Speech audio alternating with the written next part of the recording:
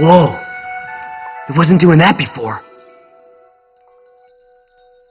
There's a real visceral sense of being immersed in the game when you're holding something physical in your hand and you do it.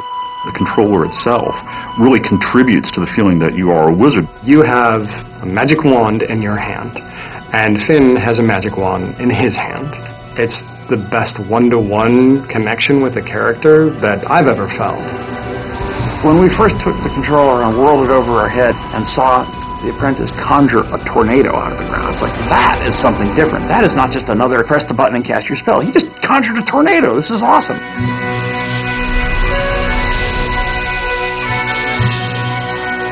Sorcery High Concept started out as a very iconic demand. What if you one day found a magic wand in a box?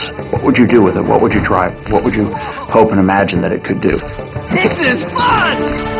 Sorcery is designed from the ground up to be a move title. With a lot of games, you start sort of retrofitting, saying, oh, we're going to take an existing game that has a DualShock control scheme, and then try to figure out how to work the move into that. But with Sorcery, from the very beginning, we built everything around making the move an essential central part of gameplay.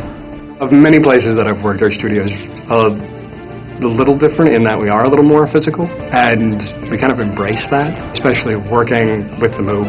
So when you cast a spell and to throw up your arm in a shield is really something that came out of how we talked about the game.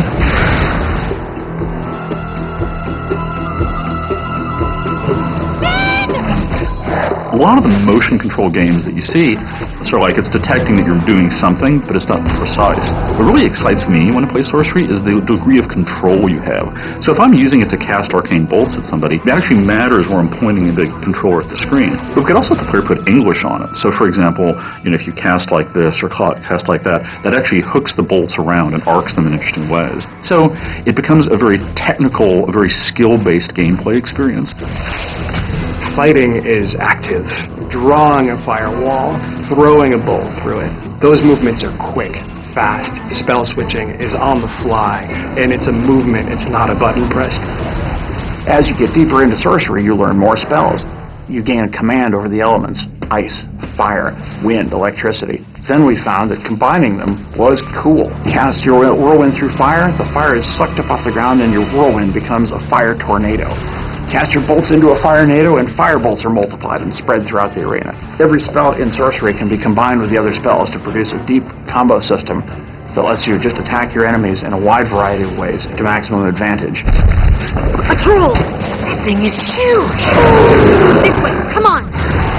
The boss fights in our game is where the player has to really put his mind to work. You have to be aware of your environment, you have to be aware of your arsenal. Everything that we put into a boss fight is indispensable in taking out the boss. Hey, you! Sorcerer! Finn, we don't have time for this. You don't have time for not this, smart cat. Potions are the way to power. Alchemy is the flip side of all the action gameplay.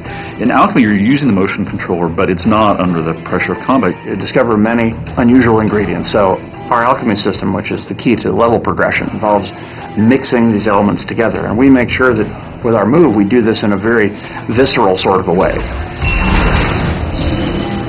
We want to create a feeling of that you weren't just fighting things all the time, that you really were a wizard who had a wide variety of different magic at your disposal. With the move controller, we found that you have an enormous breadth of things you can do to accomplish simple tasks, and even though these things are often not hard or challenging, they connect you to the magic you're creating in a way that a button just never would have done. That's the heart of what makes the motion control experience potentially a permanent part of serious hardcore gaming, is people are realizing that this device lets me have a much richer interaction with the world than any traditional gaming device.